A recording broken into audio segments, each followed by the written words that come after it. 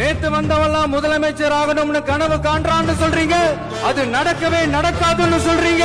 அப்படியே எந்த கட்சிக்கும் இல்லாத நெருக்கடிய தமிழக வெற்றி கழகத்துக்கு மட்டும் போட்டுக்கிட்டே இருக்கிறீங்க. அணை போட்டு ஆத்த வேணும்னா தடுக்கலாம், காத்த தடுக்க முடியாது. அதையும் மீறி தடுக்கணும்னு நினைச்சீங்கன்னா சாதாரணமா இருக்கிற காத்து சூறாவளியா மாறும்,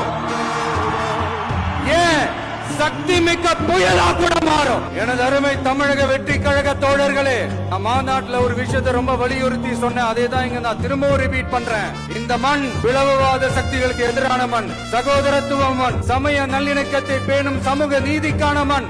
இதை நம்ம பாதுகாத்தே தீரணும். உங்க எல்லாரையும் வேண்டி வேண்டி கேட்டுக்கிறேன். தமிழ்நாட்டில இருந்து பல பகுதிகளில் இருந்து வர செய்திகள்லாம் கேட்கும் போது மன உளைச்சலையும் மன வேதனையும் தரதாகவே இருக்கு. சட்டம் ஒழுங்குன்னு ஒண்ணு இருக்கிறதாவே தெரியல. அதுக்கெல்லாம் இந்த கரப்ஷன் கபடதாரிகள் கவர்மெண்ட் தான் காரணம். இந்த நிலைமை மாறணும். அதுக்கு இருக்கிற ஒரே வழி, நீங்க உண்மையான மக்களாட்சி மலரணும். அது வரணும்னா இவங்கள